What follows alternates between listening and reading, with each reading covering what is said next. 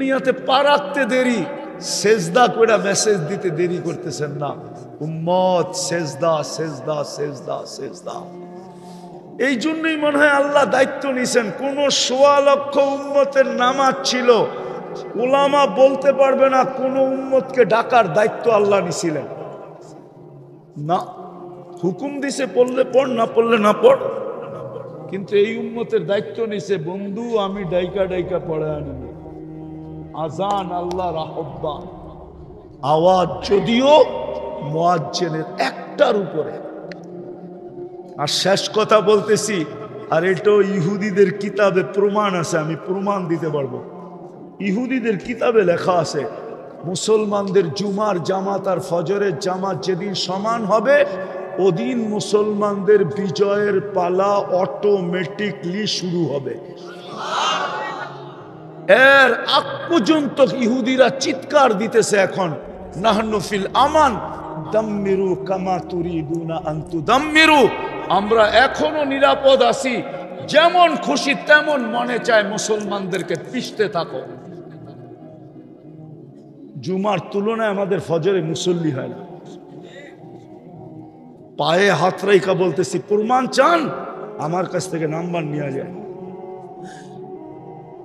আপনি ফোনে লাগায়া বললেন যে ইহুদিদের কিতাব আছে কিনা, তুমি আমার কাছে কিতাবের পৃষ্ঠা পাঠায় দাও, পাঠায় দিবে।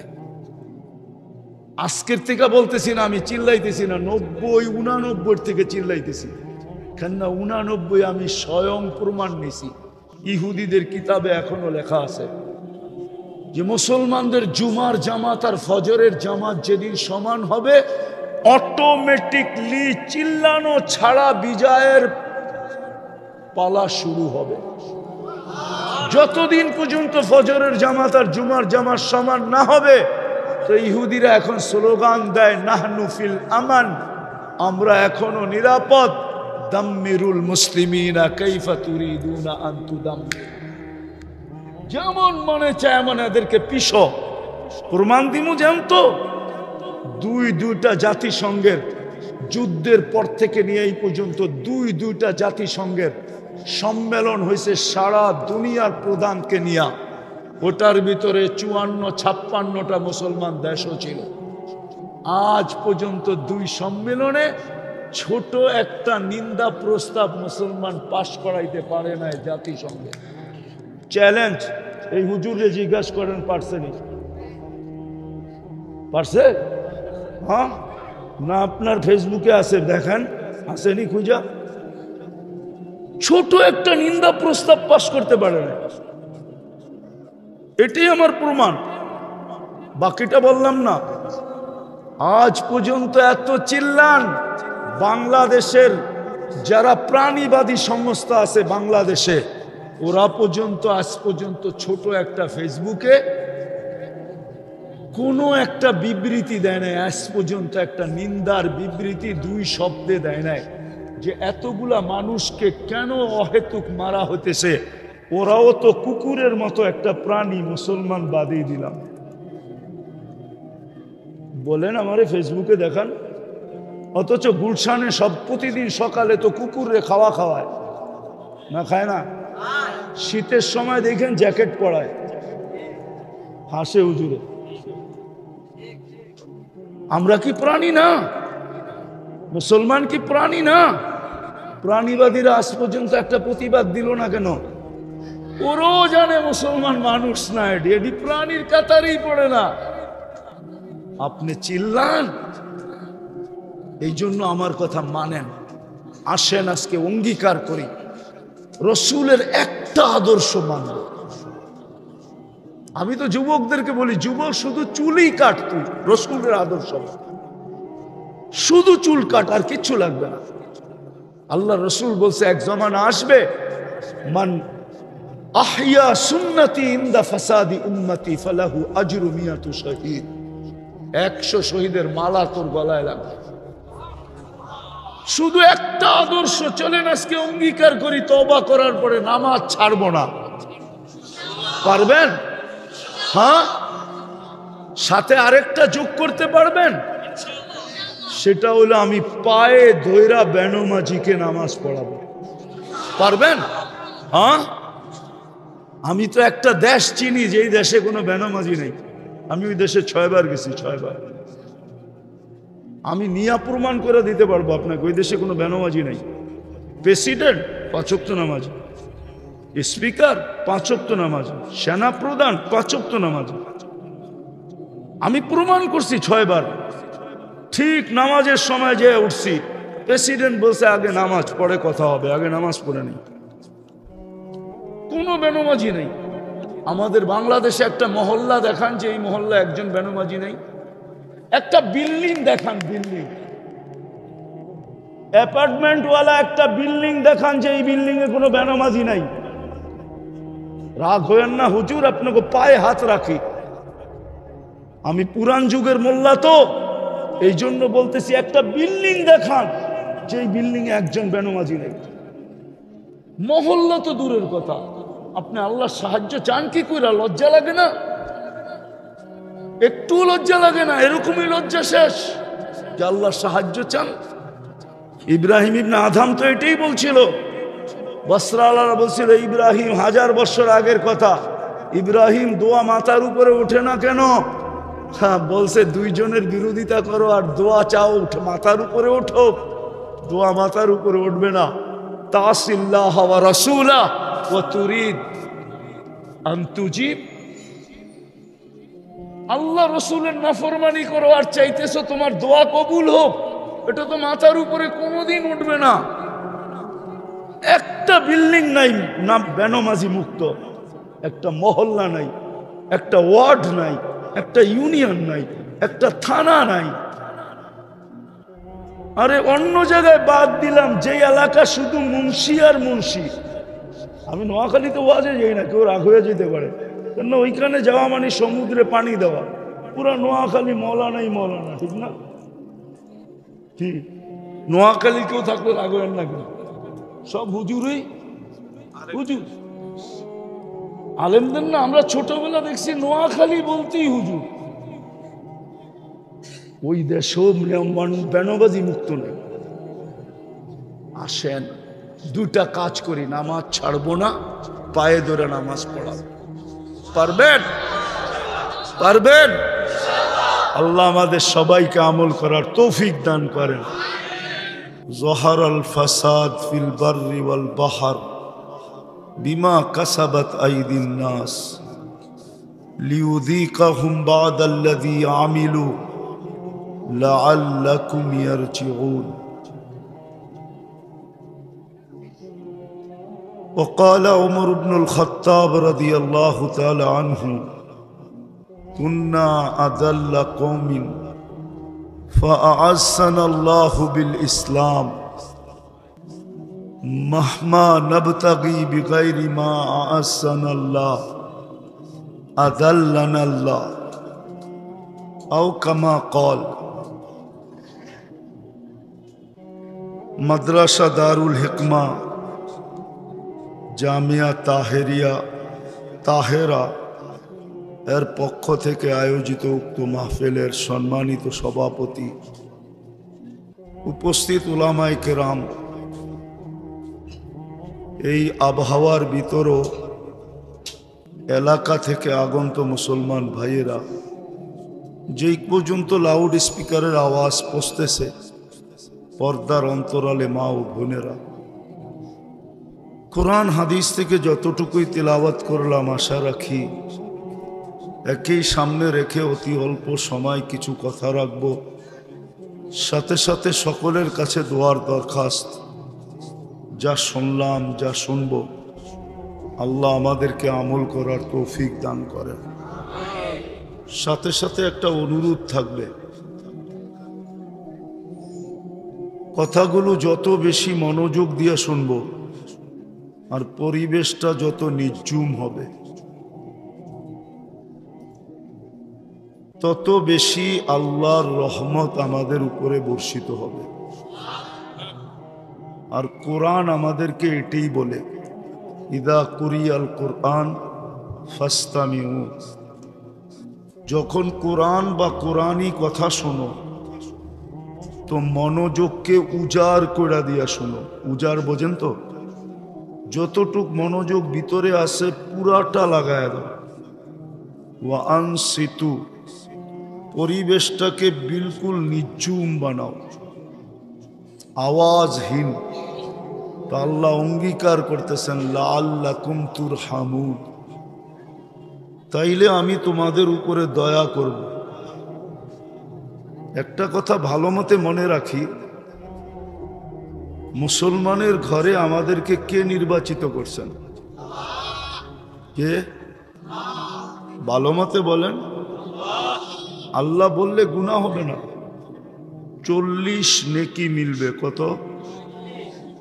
40 নেকি জানেন?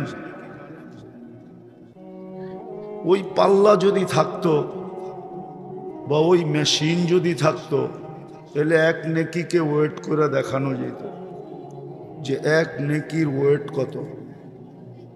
এটা আবার আল্লাহ বলার শব্দের নেকি। আল্লাহ বলা, আল্লাহ চিনেন কে? কে? হ্যাঁ, সমগ্র সৃষ্টি কে সৃষ্টি করছেন?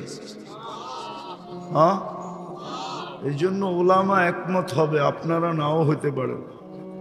আল্লাহ শব্দটা যদি এক পাল্লা রেখা দেওয়া হয় না, আর সমগ্র সৃষ্টি যদি আরেক পাল্লায় রাখা হয়, তাইলে আল্লাহ শব্দটাকে উঠাবে তো দূরের কথা, এই পাল্লাটাকে নড়াইতেও পারবে না। সমগ্র সৃষ্টি শূন্যে থেকে যাবে। আল্লাহ শব্দটা যে মাটিতে লাইগা আছে, পাল্লা এটা লাইগেই থাকবে। কেননা আল্লাহর থিকা সবকিছুর অস্তিত্ব কি?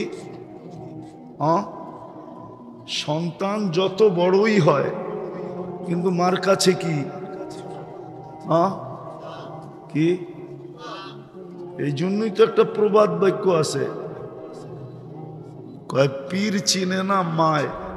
পীর, মার কাছে পীরগিরি যে দেখায় ওর চেয়ে বোকা কেউ নাই। আর মার কাছে যে পদ দেখায়, আমি অমুক পদে উঠে গেছি, ওর চেয়ে বোকা কেউ নাই। কেননা ও তো মার কোলেই পেশাব করছে, ঠিক না? না করে নাই? এই জন্য বাংলাদেশে প্রবাদ বাক্য আছে, কয় পীর চিনে না মায়। পীরগিরি মার কাছে দেখানো ঠিক না। যদি মা বলেও তুই পীর হয়ে গেছিস, তো সন্তানের বলা উচিত পীর আর কই হইলাম, আমি তো তোমার ছেলেই। আর পীর চিনে না মায়, পীর চিনে না ঘরের স্ত্রী, জননায়। জননা বোঝেন? ঘরের স্ত্রীর কাছে পীরগিরি দেখাইতে নাই, কেননা উনি তো সব অঙ্গই চিনে, ঠিক না? না কিছু লুকায়িত আছে? না, মনে হয় আছে, ঠিক না? আরেকটা হলো পীর চিনে না গায়, নিজের গ্রামে পীরগিরি দেখাইতে নাই। ওর চেয়ে বোকা কেউ নাই। তো সব কিছু সৃষ্টি কার থেকে? কার থেকে? আরে ভালো মতে বলেন। আল্লাহ বললে কয় নাকি? আল্লাহ বলেন না কেন? সারাদিন কাঠটা বুক করেন? হ্যাঁ, কাঠটা 24 ঘন্টা লালন পালন কে করে? সুরক্ষা কে করে? আচ্ছা বলেন তো, যুবকের যৌবনের তাফালিং এর উৎস কি? তাফালিং বুঝেন? এরা মনে হয় তাফালিং বোঝে না। বোঝো তাফালিং? বোঝো? হ্যাঁ হ্যাঁ, যুবকের তাফালিং এর উৎস কি? যৌবন, ঠিক না? যৌবন কে দিছে? যৌবন যদি না দিত, ও তো খালি ডাক্তারের কাছে দৌড়াইতে থাকতো। একবার কলিকাতা হারবাল, একবার মডার্ন হারবাল, একবার চায়না হারবাল, একবার আমেরিকান হারবাল। ও সারাদিন খালি হারবালে যেয়ে বয়ে থাকতো আর বলতো ভাই যৌবন আছেনি, আছেনি, আছেনি। কি হারবালে যৌবন আছে?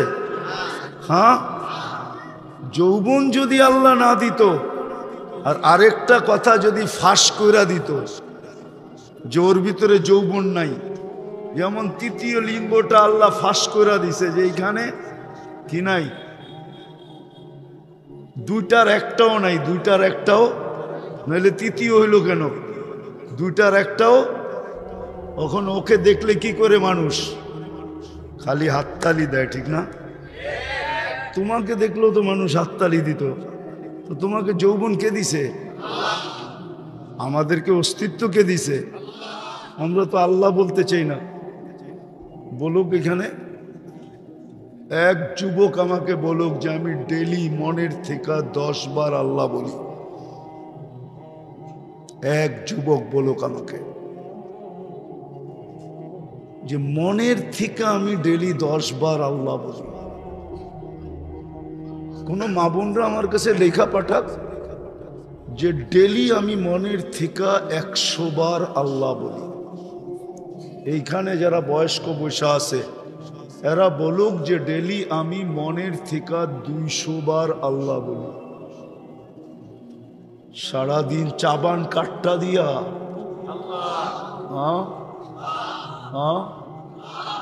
এটা কি কোনো লোহার লগে ফিট করা আছে নাকি? সারাদিন তো চাবান, সারাদিন কাটটা বুক করেন। তো বলতেছিলাম যেটা কথা অন্যদিকে চলে যাবে, গুছায়া নিয়ে আসতেছি। যাকে আল্লাহ সৎ ইচ্ছায় মুসলমান হিসাবে নির্বাচিত করছেন, এই নির্বাচন কার পক্ষ থেকে? না নির্বাচন কমিশনের পক্ষ থেকে, না কোনো দলের পক্ষ থেকে, না দুনিয়ার কোনো দেশের পক্ষ থেকে। ডাইরেক্ট নির্বাচন কার পক্ষ থেকে? যাকে আল্লাহ মুসলমানের ঘরে আল্লাহ নির্বাচিত করে যাকে মুসলমান বানাইলেন। ইসলামের কিন্তু বেনিফিট আছে, বেনিফিট বুঝুন তো, লাভ আছে, লাভ। মুসলমান আজকে ইসলামের লাভ জানে না যে ইসলামের লাভটা কি, এইখানে লাভ কি, ওইখানে লাভ কি। এই জন্য আমি মাঝে মাঝে বলি একটু ধ্যান দিয়ে শুনতে হবে। যারা আজকে আমাদের সমাজে কাগজে মুসলমান, কাগজে মুসলমান বোঝেন? আমি বুঝায় বলতেছি, যখন আইডি বানাইতে যায় ধর্ম কি লিখতে হয় তখন ইসলাম লেখা আসে। পাসপোর্ট বানাইতে যায় ওইখানে যখন ধর্ম কি লেখার প্রয়োজন হয় তো ইসলাম লেখা আসে। জাগা জমিনের দলিল করতে হয় ওই সময় যখন ধর্ম কি তখন ওইখানে চুপে ইসলাম লেখা আসে। অথচ ওর জীবনে কোথাও মাইক্রোস্কোপ দিয়ে ইসলাম দেখা যায় না, কিন্তু ও কিন্তু কাগজে কি, কাগজে কাগজে মুসলমান, ঠিক না? ইসলাম লেখছে মানেই তো মুসলমান, ঠিক না?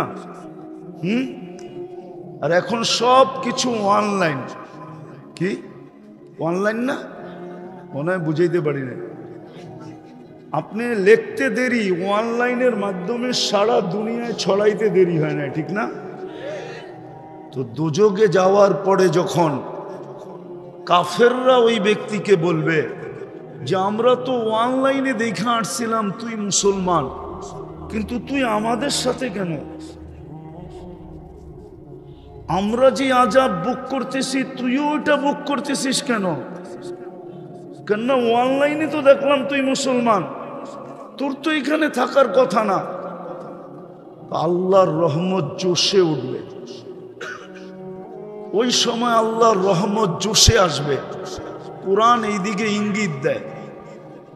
তো আল্লাহ ঘোষণা দিবে এই ধরনের লোকগুলাকে দোজখ থেকে বাহির করো। আর যখন বাহির করবে তখন কাফের জগৎ চিৎকার দিবে, ইয়াউমা ইয়াওয়াদ্দুল্লাযীনা কাফারু লাউ কানু মুসলিমিন।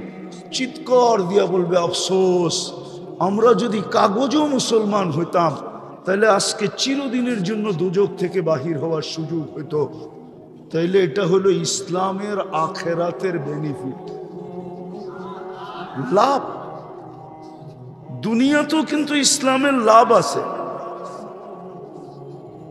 তো আমি যেটা বুঝাইতে চাইতেছি, অল্প সময় ধ্যান দিয়া শুনতে হবে। কিন্তু যুবক, হতে পারে তোমার দিলে আজকে এই বৃষ্টি ভিজা সামিয়ানার নিচে তোমার বুঝে আসতে পারে।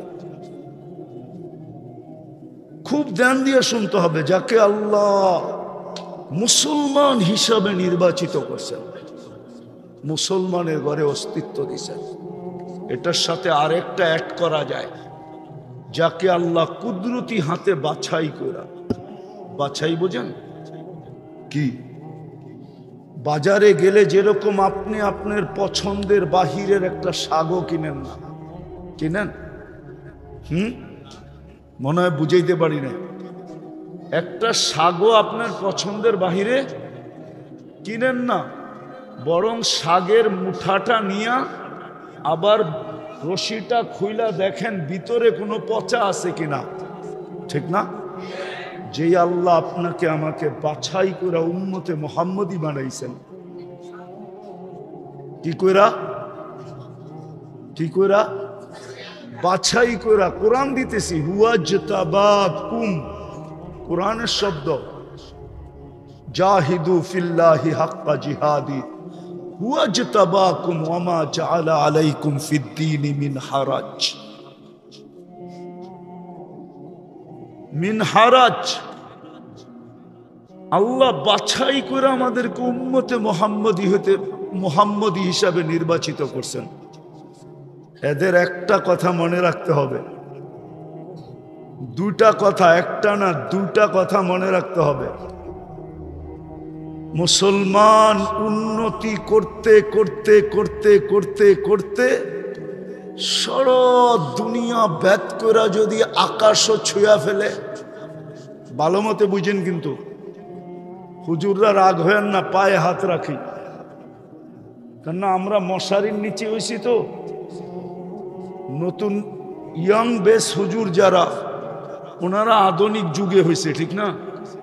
কি আমার যুগে তো হাসপাতাল ছিল না, ঘরেই বাচ্চা হইতো, আর হয়তো মশারির নিচে, কি মশারি বেষ্টিত থাকতো আর ভিতরে হইতো, ঠিক না? বয়স্করা জানবে, ইয়াংরা জানবে না, ইয়াংরা তো হাসপাতালে। এই জন্য আমি বলি, আমার ছেলে আমার চেয়ে বেশি বোঝে। যদি কয় কারণ কি, কেননা আমার 4টা সন্তান, 4টা সিজার, লাউডে বলে দিলাম তো, হয়েই তো হাসপাতাল দেখছে, ঠিক না? মেশিন দেখছে, ঠিক না? আর আমি হয়ে কি দেখছি? মশারি। বিদায় ও টেকনোলজির যুগে হয়েছে, ও আমার চেয়ে বেশি বুঝে।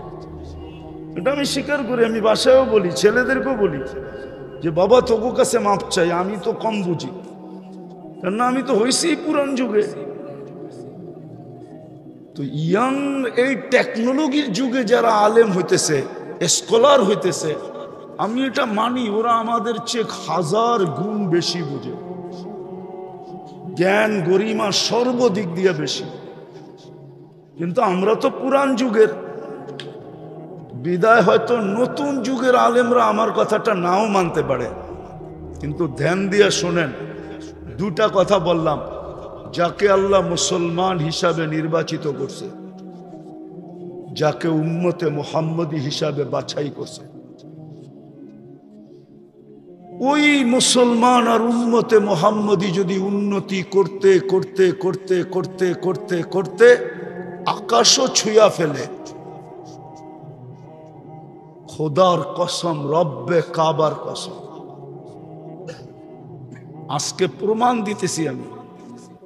বর্তমানে মুসলমান সংখ্যায় কত কোটি? 200 কোটি। বর্তমান দুনিয়ার ধন সম্পদ সবচেয়ে বেশি কাদের কাছে? কাদের কাছে? না সবাই মানে না, মনে হয় কাদের কাছে? হ্যাঁ, আমেরিকার কাছে, কানাডা, অস্ট্রেলিয়া, ইংল্যান্ড, ইউরোপ, কার কাছে? জাপান, কার কাছে? দুনিয়ার 70% ধন সম্পদ মুসলমানের কাছে।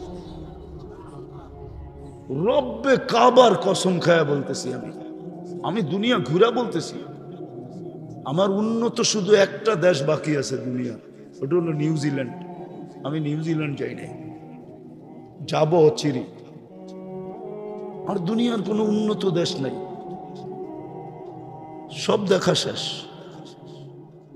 এই মহল্লায়, এই এলাকায় প্রত্যেকের ঘরে পুরান কাপড়, ব্যবহৃত কাপড় যতগুলো আলমারিতে আছে, উন্নত দেশে কারো 100 ঘর মিলাইয়া এতগুলা ব্যবহৃত কাপড় কারো ঘরে পাওয়া যাবে না।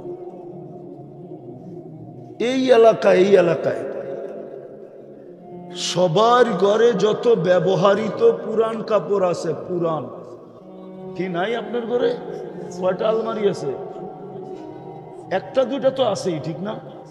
হুজুর হইলো একটা দুইটা তো আছেই, ঠিক না? হ্যাঁ, আমি তো মাঝে মাঝে ঘরে বলি যে আগুন লাগায় দেওয়া দরকার, এত কাপড়, এত আলমারি। অথচ পুরা, এখন হুজুররা মানবে না, ওদের ঘরে পুরান কাপড় নাই। যদি পুরান কাপড় ওদের ঘরে জমাকৃত থাকতো, তাহলে শীতের সময় আপনি পুরান কাপড় বাংলাদেশে কি করে পাইতেন? কি আপনি কি পুরান কাপড়ের মার্কেট চেনেন না? কোথায়? সবচেয়ে বড় মার্কেট সদরঘাট, ঠিক না? চিটাগাং, ওইখান থেকে সারা বাংলাদেশে সাপ্লাই হয়, ঠিক না? কি জ্যাকেট মনে হয় কিনেন না? শার্ট মনে হয় কিনে না? প্যান্ট মনে হয় কিনে না? তো ওদের এই পুরান কাপড় আমাদের দেশে গাঠি বেঁধে আসতো কি করে? যদি ওরাও আলমারিতে জমা রাখতো, আমার যুক্তি দিয়ে বুঝান, লজিক, তাইলে বোঝা গেল ওদের বাড়ি এত পুরান কাপড়, ব্যবহৃত কাপড় নাই। ওরা দুই একটা কিনে ব্যবহার করে শেষ, আবার কিনে। প্রত্যেক রাস্তার মোড়ে মোড়ে পুরান কাপড় রাখার বড় বড় বক্স রাখা আছে, বক্স। চলেন আমার লোকে দেখায় দিন, চলেন, বড় বড় বক্স রাখা আছে। দেখা যাবে গাড়ি নিয়ে আসছে, দাঁড়াইছে, খুলছে, ওটার ভিতরে ফিকা মেরা চলে গেছে। তাহলে দুনিয়ায় সবচেয়ে বেশি কাপড় মুসলমান পরে, সব দিক দিয়া। সম্পদের দিক দিয়ে 70%। বলেন তো দুনিয়ার সবচেয়ে বড় টাকা কোন দেশের? বলেন কোন দেশ? হ্যাঁ, সবচেয়ে বড় টাকা হইল কুয়েতে। 4 দেশের টাকা দুনিয়ার সবচেয়ে বড় টাকা: কুয়েত, বাহরাইন, ওমান, ব্রুনাই। কুয়েতের 1 টাকা দিলে আমেরিকান $5 পাওয়া যায়, 100 দিলে 500 পাওয়া যায়, 1000 দিলে 5000 পাওয়া যায়, 1 লাখ দিলে 5 লাখ পাওয়া যায়। কয় লাখ? 1 লাখ দিলে কয় লাখ? 5 লাখ পাওয়া যায়। 1 কোটি দিলে 5 কোটি US$ পাওয়া যায়। তো দুনিয়ার সবচেয়ে বড় টাকা কার কাছে? কিন্তু আজকে দুনিয়াতে সবচেয়ে বেশি নির্যাতিত কে? কে খায় বেশি? মুসলমান। এই জন্য তো মিডিয়ায় কথা চলে যাবে, তারপরও বলতেছি, আজকে যদি 200 কোটি মুসলমান বলে যে আমাদের যার যার দেশে যেই জিনিস তৈরি হয় এটা ব্যতীত আমরা দুনিয়ার কোনো দেশের জিনিস ব্যবহার করব না, আজকে যদি ডিক্লার দেয় 200 কোটি মুসলমান, এবং প্রত্যেক মুসলমান দেশের শাসক, কালকে দেখেন সারা দুনিয়া আপনার পায়ে পড়ে কিরকম। আমি তো ওনার পরিচয় জানি না, উনিকে উলামা পরিষদের সভাপতি, আমি মনে করছিলাম অন্য কেউ। দুনিয়ার সবচেয়ে ব্র্যান্ডের জিনিস কারা ব্যবহার করে বলেন তো? দুনিয়ার যত ব্র্যান্ড আছে সবচেয়ে বেশি কাদের টাকায় বিক্রি হয় জানেন? মনে হয় এখনো আপনাদের বিবেক খোলে না, ঠিক না? বাংলাদেশে 20 লাখ টাকার জুতা বলে পড়ে, ওটা পরে না মাথায় দেয় এটাও আমি জানি না। আমি একবার পেপারে দেখছিলাম একজনের জুতা বলে দাম কত, নাম বলবো না, নাম বললে চিনা ফেলবে। জুতার দাম কত? ওটা মাথায় দেয় না পড়ে? ওই যুবক বল না, ওটা মাথায় দেয় না পড়ে? হ্যাঁ, তাহলে জুতা 20 লাখের হওয়ার দরকারটা কি? টি শার্ট বলে 2.5 লাখ টাকা, কত? হ্যাঁ, ওটা কি রূপার কাপড়, রূপার সুতা? আমরা তো মাঝে মাঝে দেখি, আমি কিন্তু ব্যবসায়ী, শুধু হুজুর না, আমি মাঝে মাঝে দেখি পুরান যুগের সুতার, রূপার সুতার ওড়না নিয়ে আসে আমাদের কাছে। ওড়না বিয়ের সময় যে পড়াইছে, আগে রূপার সুতা দিয়া ওড়না তৈরি হতো। যেমন বাংলাদেশে ঢাকাতে আগে মুসলিম শাড়ি তৈরি হতো, ঠিক না? এখনো নিয়ে আসে পুরান, ওটারে গালাইলে পুরাটা রূপা হয়ে যায়। রূপা সোনা দিয়েও সুতা বানানো যায়। কি দিয়া আছে? তো যেই টি শার্টটা 2.5 লক্ষ টাকা দাম, ওটা কি সোনার সুতা না রূপার সুতা? ওটা তো এরকমই সুতা, ঠিক না? হ্যাঁ, ওটা পড়ে কে? মুসলমান পড়ে। যুবক, তোমাদেরকে আমি বুঝাইতে পারবো না। আমি অনেক তথ্য জানি যেটা লাউড স্পিকারে বলা যায় না। তো সবচেয়ে বেশি ব্র্যান্ড মুসলমান ব্যবহার করে। কেএফসি দুনিয়াতে সবচেয়ে বেশি মুসলমান খায়। ম্যাকডোনাল্ড দুনিয়াতে সবচেয়ে বেশি মুসলমান খায়। ব্র্যান্ডের জিনিস সবচেয়ে বেশি মুসলমান খায়। পান করার জিনিস সবচেয়ে বেশি মুসলমান পান করে। যত পানীয় আছে না, পানীয়, হ্যাঁ, সবচেয়ে বেশি পান করে কারা? আমি ঘুরে বলতেছি, ওরা খায় না এগুলা। সারা দিনে একটা চুমুক দিলে দিল, সপ্তাহে একটা খাইলে খাইতে পারে, এরা খায় না। আমি তো এই 22 তারিখে আসলাম কোরিয়ার থেকে। আমি তো পুরা 18 জুলাই থেকে নিয়ে 5 আগস্ট পর্যন্ত ইংল্যান্ডে ছিলাম। 5 আগস্ট থেকে নিয়ে 13 আগস্ট পর্যন্ত তো আমি কানাডায় ছিলাম। আবার 13 থেকে 14, 15 সকাল পর্যন্ত তো আমি ইংল্যান্ডে ছিলাম। 14 তারিখে তো আমি মিশর ছিলাম। 16, 17 তারিখে তো সৌদি আরব ছিলাম। আমি তো ঘুরতে ঘুরতে ঘুরি, শুধু আমার চরকার মতো ঘুরাই কাজ। এই জন্য আপনাদেরকে বুঝাইতে চাইতেছি, সব কিছু থাকা সত্ত্বেও আজকে নির্যাতিত কে? হ্যাঁ, সংখ্যায় কয়শো কোটি। নির্যাতিত কেন? সবচেয়ে বেশি সম্পদ তো মুসলমানদের কাছে, সংখ্যাও তো কম না। হুজুররা বলুক, নিউ হুজুর আর পুরান হুজুর মিলে আমারে বলুক, আজকের সমান মুসলমান নির্যাতিত 100 বছর আগে কখনো ছিল? 200 বছর আগে, 300 বছর আগে, 400 বছর আগে, 500 বছর আগে, 600 বছর আগে, 1000 বছর আগে? কোনোদিন তো ছিল না, ঠিক না? আজকে এত নির্যাতিত কেন? আমি প্রমাণ দিতেছি। আজকে রাত্রটা কোন রাত্র? জুমার। হ্যাঁ, বলুক এখানে আমার ডাইন বাম আগে পিছে মিলায়া, যে জুমার দিন হুকুম হলো, আল্লাহর রসুল বলছেন আমার উপরে দুরুদ সবচেয়ে বেশি বেশি পড়ো। কি হাদিস তো না? ভুল বলতেছি? হাদিস। হ্যাঁ, কিন্তু একজন বলুক আমি জুমার দিনে 1000 বার দুরুদ পড়ি। আদর্শ বাদেই দিলাম, চুল তো যুবক নবীর আদর্শে কাটেই না। ও নেট দেখেই চুল কাটে। সব মাথার যুবকদের মাথার ডিজাইন সব নেটের থেকে নেওয়া, স্ক্রিনশট নেওয়া। আমি জানি 50 টাকা 100 টাকার চুল 300, 400, 500 চাঁদ রাত্রে, ঈদের রাত্রে 1000 টাকা দিয়া কাটে। তারপরও 4 ঘন্টা সিরিয়ালে বসে থাকে। সত্য তো? আচ্ছা, আদর্শ বাদেই দিলাম, বলুক 1000 বার দুরুদ পড়ে কেউ? বলেন। রাগ হয় না? পায়ে হাত রাখি, বিশেষ করে হুজুরদের পায়ে হাত রাখি। আমরা দোয়া করতেছি দুনিয়ার থেকে উঠায় নিলে আল্লাহ ভালো হয়।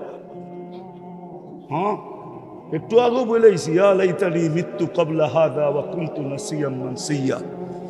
এই পরিবেশ আসবে জানতাম যদি, এর আগে যদি মৃত্যু হতো ভালো হতো। বলেন, আপনার বিবেককে প্রশ্ন করেন। যেই রসুলের উম্মত হওয়ার কারণে আপনি আল্লাহর কুদরতি হাতে বাছাই হইলেন, শ্রেষ্ঠত্বের মুকুট পাইলেন। কুনতুম খায়রা উম্মাহ, আল্লাহর পক্ষে আপনি নির্বাচিত হলেন, আল্লাহর পক্ষে আপনি নির্বাচিত। আমি বুঝাইতে পারতেছি না, আল্লাহ আপনাকে আমাকে নিজের জন্য নির্বাচিত করছে, নিজের জন্য না। এই উম্মতকে নিজের জন্য নির্বাচিত করেন না, আল্লাহ নিজের জন্য নির্বাচিত করছেন। কুরআন বলে শুহাদা আলান নাস, কিয়ামতের দিন আমি বিচার কার্য চালাবো, কিন্তু আমার পক্ষে সাক্ষী কে দিবে?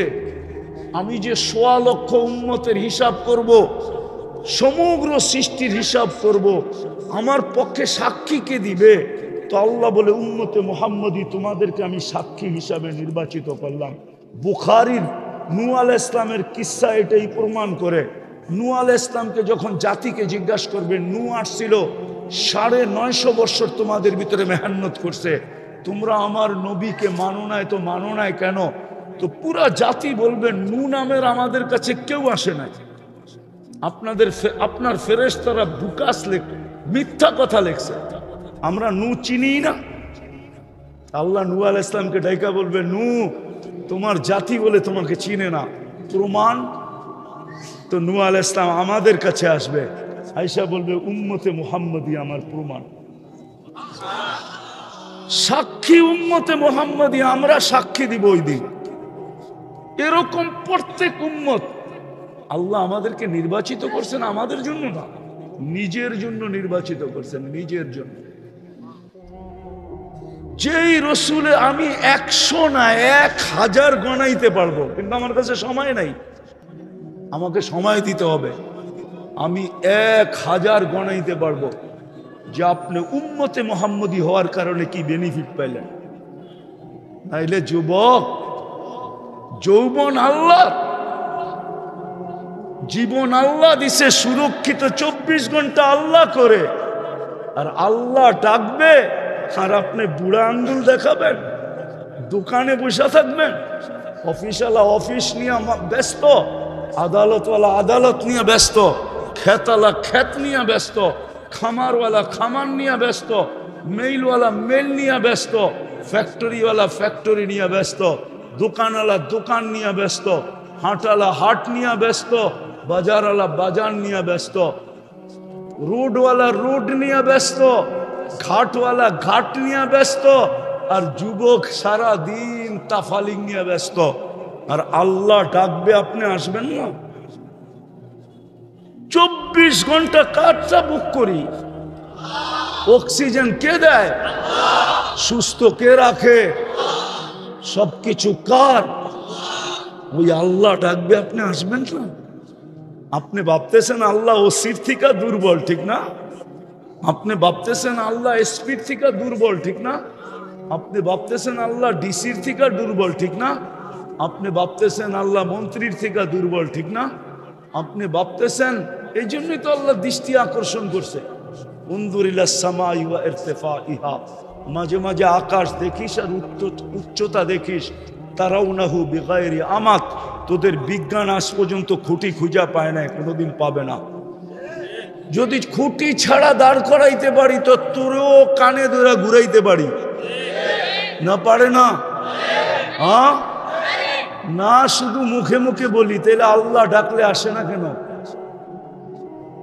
অথচ কয়টা পদের মালিক বলেন না, কয়টা কয়টা জানাইছে? শুধু ৯৯টা, শুধু ৯৯ না, তো অগণিত পদের মালিক।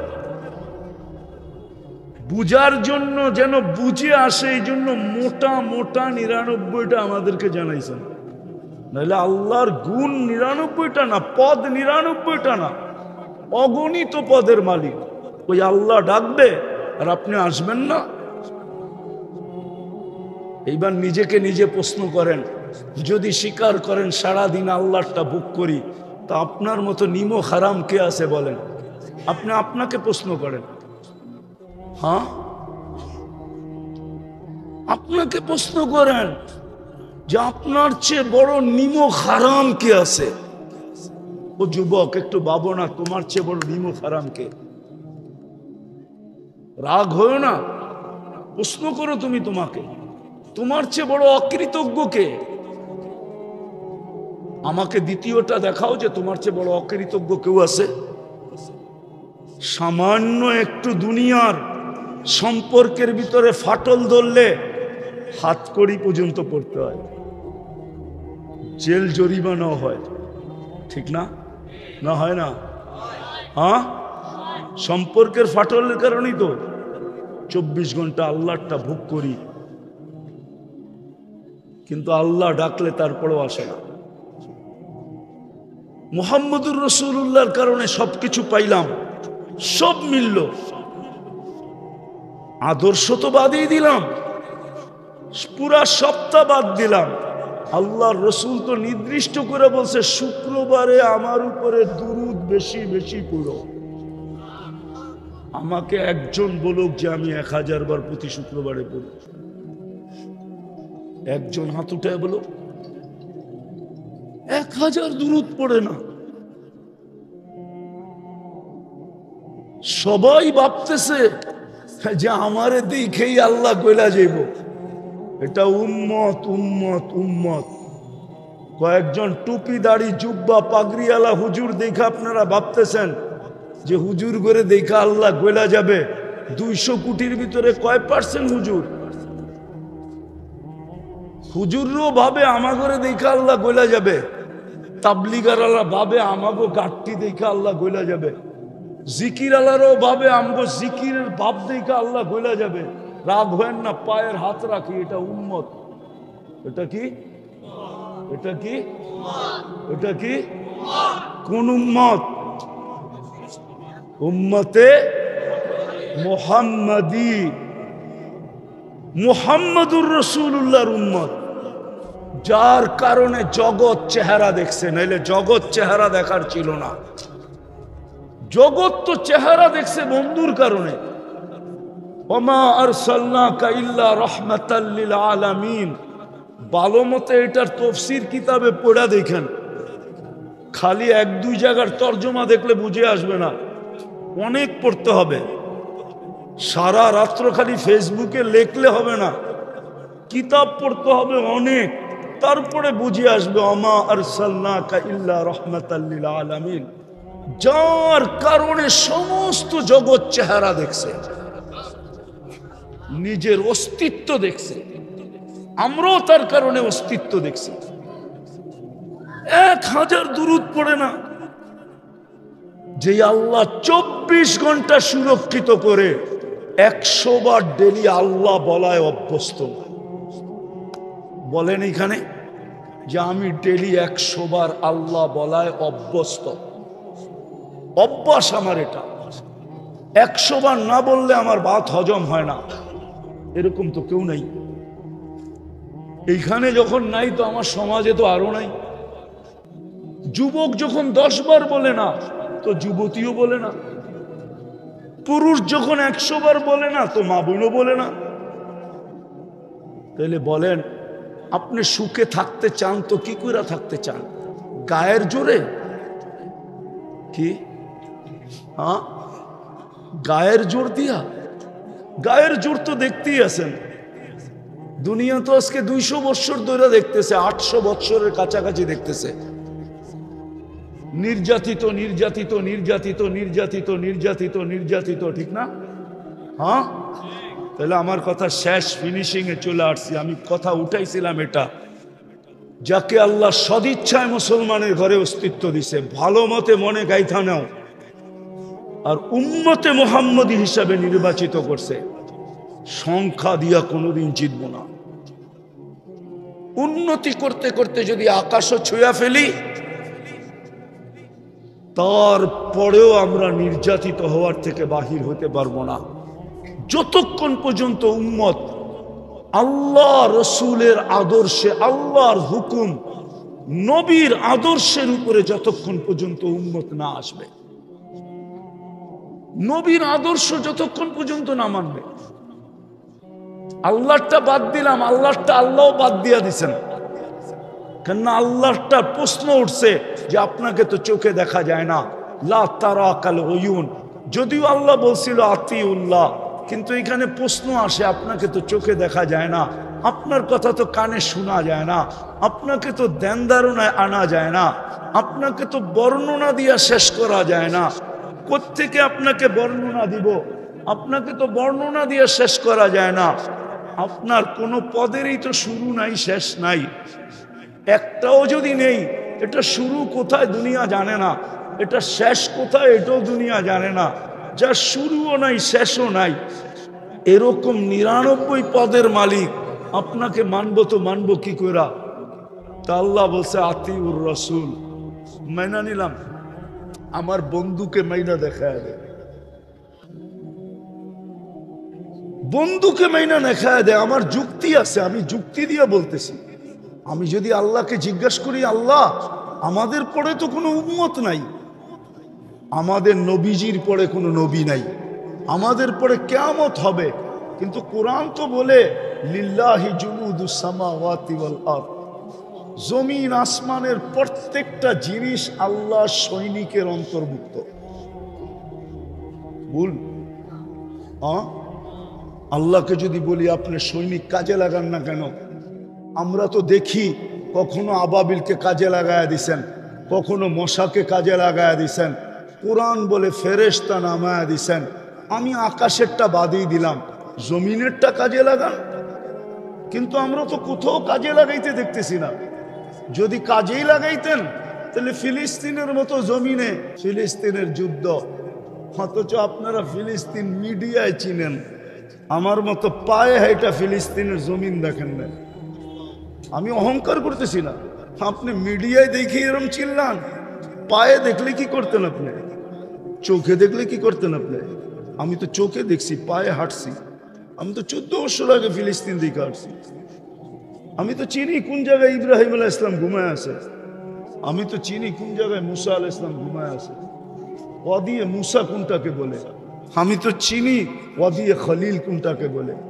আমি তো চিনি 70 জন নবী কোন জায়গায় ঘুমায় আছে। আমি তো ওই জায়গা চিনি যেখানে 1.25 লক্ষ নবীদের সম্মিলন হয়েছিল। না হয় না বাইতুল মুকাদ্দাসে 1.25 লক্ষ নবীদের সম্মিলন? কোরআন তো বলে আদাল্লাযী বারাকনা ফি বারাকনা হাওলা। কোরআন তো বলে, সূরা বনি ইসরাইল উঠায় দেখেন, সুবহানাল্লাযী আসরা বিআবদিহি লাইলাম মিনাল মাসজিদিল হারাম ইলাল মাসজিদিল আকসাল্লাযী বারাকনা হাওলাহু। যার প্রত্যেকটা বালুর কোণায় বরকত, ওইখানে আবাবিল পাঠায় না কেন? অথচ ওই জমিনেই তো সবচেয়ে বেশি আবাবিল হয়। দুনিয়ার সবচেয়ে বেশি আবাবিল ফিলিস্তিনে। বলো হুজুররা আমারে, কিতাব গাইটা কোনখানে সবচেয়ে বেশি আবাবিল? সবচেয়ে বেশি আবাবিল তো ফিলিস্তিনে, শামে, কিন্তু পাঠায় না কেন? মশা তো ওইখানেও আছে। কাহিনী মনে উঠলো, হাস্যকর আর কি, বলে ফেলবো। সত্য তো। ওইখানের এক তাবলিগালা ছিল, আমার খুব পরিচিত, এখনো বেঁচে আছে। তো একদিন জমাতের থেকে আসছে মতোর বাড়িতে যখন বিছনা খুলছে, তো বিছনার ভিতরে একটা লেখা পাইছে ওর বউ। ওটার ভিতরে লেখা ছিল আইয়ুহান নামুস, ও মশা, আমি আল্লাহর রাস্তায় বাহির হয়েছি, তুই আমাকে কষ্ট দিস না। ওয়া বালিশে লাগায়া ঘুমায় গেছে। তখন বাড়িতে যখন ঝাড়ছে, বউ বাহির করছে, তো আরবিতে লেখা, বউ আরবি। তো বউ স্বামীরে কইতেছে, আনতুম আহলাত তাবলীগ কুল্লুকুম মাজানিন, তোমরা তাবলীগওয়ালা সব পাগল। মশার কাছে আবার মানুষের চিঠি লেখে কিনা? ঠিক না? তো মশা তো ওই দেশও আছে, ঠিক না? আল্লাহ কেন হুকুম দেয় না? কিন্তু আল্লাহ তো আমাকে জবাব দেয়, আমি হুকুম দেই তো দেই কি কইরা? আমারটা তো বাদেই দিয়া দিলাম, কেননা আমাকে চোখে দেখা যায় না, আমার কথা কানে শোনা যায় না, ধ্যান ধারণায় আনা যায় না, বর্ণনা দিয়ে শেষ করা যায় না। কেননা আমি শুধু আল্লাহ না, আমি আল্লাহর সাথে সাথে রহমান, রহিম, মালিক, কুদ্দুস, সালাম, মুমিন, মুহাইমিন, আজিজুল জব্বারুল মুতাকাব্বিরুল খালিকুল বারিকুল মুসাব্বিরুল গফফারুল কহ্হারুল ওয়াহ্হাবুর রাজ্জাকুল ফাত্তাহুল আলিমুল কাবিদুল বাসিতুল খাফিদুর রাফিউল মুইজ্জুল মুদিল্লুস সামিউল বাসীরুল হাকামুল আদলুল লতীফুল খবীরুল হালিমুল আযীমুল গফুরুশ শাকুরুল আলিয়্যুল কবীরুল হাফিজুল মুকিতুল হাসিবুল জলিলুল করিমুর রকিবুল মুজিবুল ওয়াসি আল হাকিমুল ওয়াদুদুল মজিদুল বাঈসুশ শহীদুল হকুল ওয়াকিলুল কবিয়্যুল মতিনুল ওয়ালিয়্যুল হামিদুল মুসি আল মুবদি আল মুঈদ আল মুহয়ি আল মুমীত আল হাইয়্যু আল কাইয়্যুম আল ওয়াজিদ আল মাজিদ আল ওয়াহিদ আল আহাদ আল সামাদ আল কাদির আল মুক্তাদির আল মুকদ্দম আল মুআক্খার আল আউয়াল ওয়াল আখির আল যাহির ওয়াল বাতিন আল ওয়ালি আল মুতাওয়ালি আল বাররু আত তাওয়াবুল মুনতাকিম আল আফু আর রাউফ মালিক আল মুলক যাল জালালি ওয়াল ইকরাম আল মুকসিত ওয়াল জামি ওয়াল গনি ওয়াল মুগনি আল মানি আদ দার আন নাফি আন নূর আল হাদি আল বদি ওয়াল বাকি আল ওয়ারিস ওয়াল রশিদ আস সাবুর জাল্লে জালালু। আমি 99 পদের মালিক আল্লাহ। তো বলছে আমার বন্ধুকে মাইনা দেখায় দাও। আতিউর রাসূল, মান আতা আর রাসূল ফাকাদ আতা আল্লাহ ওয়া ইন তুতিউহু তাহতাদু। আর কেমনে বলবে আমার বন্ধুকে মাইনা দেখায় দাও। বিদায় আমি শেষ কথায় চলে আসছি, যাকে সদ ইচ্ছায় আল্লাহ মুসলমানের ঘরে অস্তিত্ব দিছেন নিজের নির্বাচনের মাধ্যমে, নিজে নির্বাচিত করা, বাছাই করা উম্মতে মুহাম্মদী বানাইছে। উন্নতি করতে করতে আকাশ ছুঁইতে পারি, সংখ্যায় বাড়তে বাড়তে দুনিয়ার সবচেয়ে বেশি হইতে পারি। টাকা বড় হইতে হইতে 1 টাকা দিয়ে সারা দুনিয়াও যদি কিনা যায় এতটুকু হই, বাস ইসলাম আর মুহাম্মদুর রাসূলুল্লাহর আদর্শের বাহিরে থেকে আমরা এই দুনিয়াতে কেনার হব। ভাবব সব হাতের মুঠায় নিয়ে আসবো, ইম্পসিবল।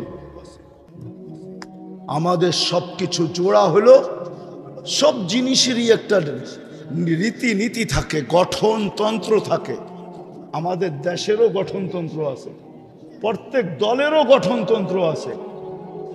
উম্মতে মুহাম্মদীর গঠনতন্ত্র মানুষের বানানো না, ওই উপর থেকে হয়ে আসছে।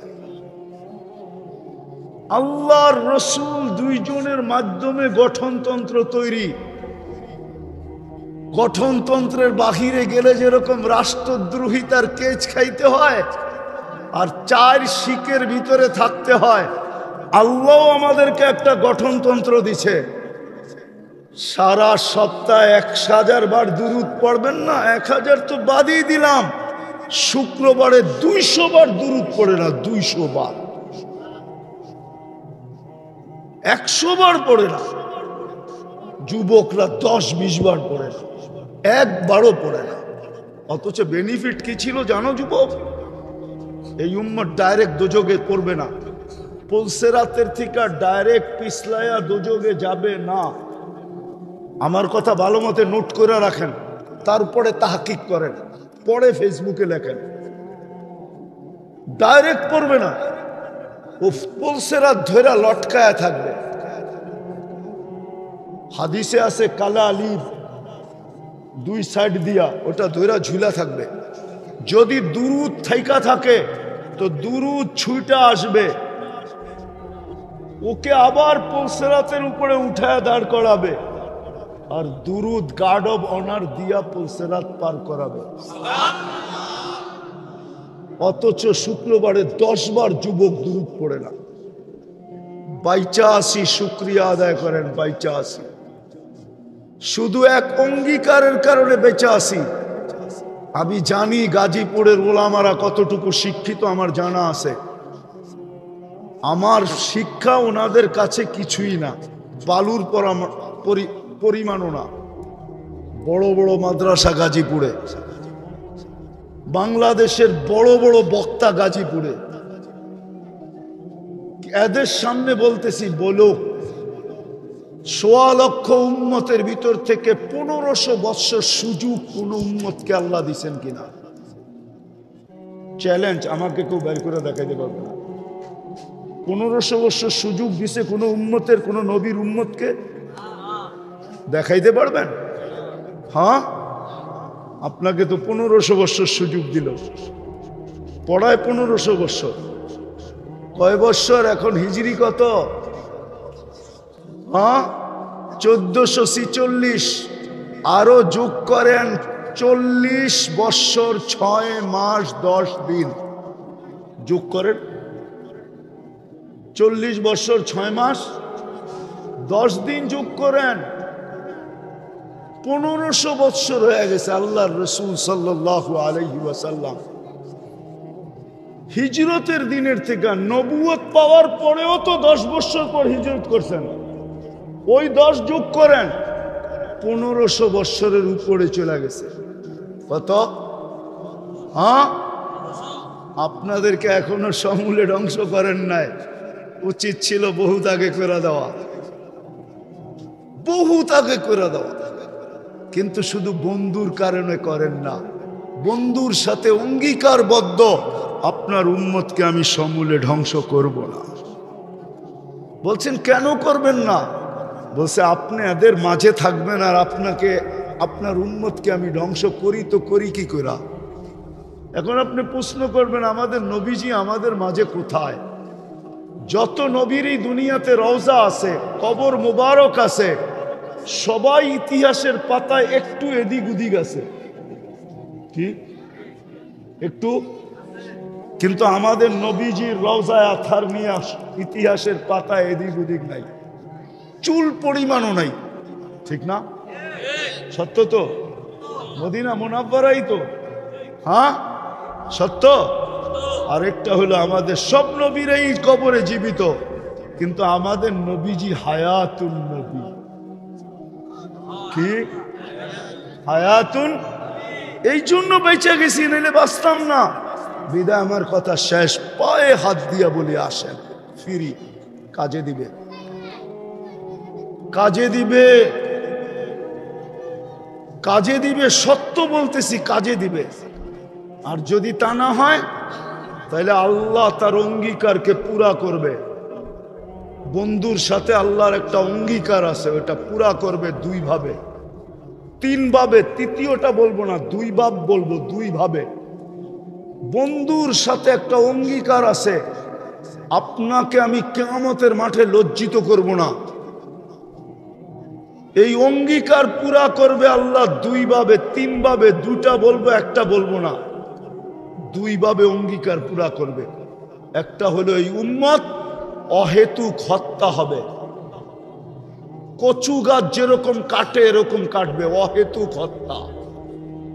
এই হত্যাই তার শাস্তি হবে, এই হত্যাই তার, এই হত্যার দ্বারাই সে কি হবে? নিষ্পাপ হবে, শাহাদতের মৌত তার মিলবে। অহেতুক হত্যা, ফিলিস্তিন অহেতুক হত্যা, কারণ ছাড়া, ঠিক না? সত্য তো? হ্যাঁ, এইভাবে আমাদেরকে পরিষ্কার করবে। যদি না ফিরলাম, তওবা না করলাম আর না ফিরলাম, আমার কথা মনে রাখেন,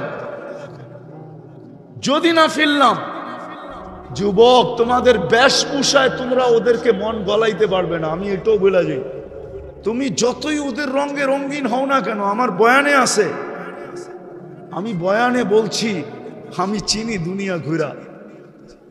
তুমি যতই ওদের স্টাইলে চুল কাটো না কেন, আর যতই টি শার্ট ইন করে পড়ো না কেন, আর যতই জিন্সের প্যান্ট পরো না কেন, আর যতই তোমার অঙ্গি ভঙ্গি ট্যাটো শ্যাটো আইকা তুমি ওদের রঙে রঙিন হও না কেন, কসম খোদার, ওরা অনলাইন দেখা নিছে, তোমাকে কোনোদিন আপন মনে করবে না, তোমাকে কোনোদিন আপন মনে করবে না। বললে আবার হুজুররা রাগ হয়ে যাবে।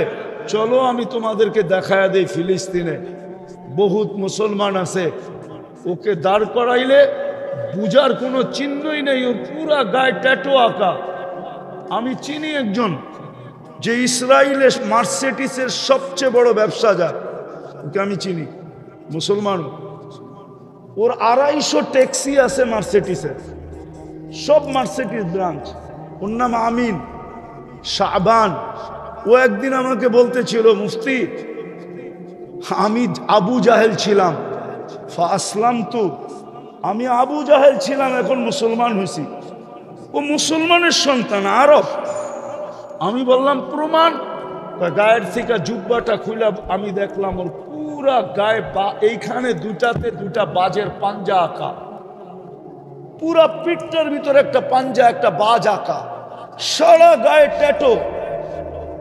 ও নিজে আমাকে বলছে আমার গাড়ি যখন তেল আবিবে বাহির হয় তো মন্ত্রীর গাড়ি পর্যন্ত সাইড হয়ে যায়।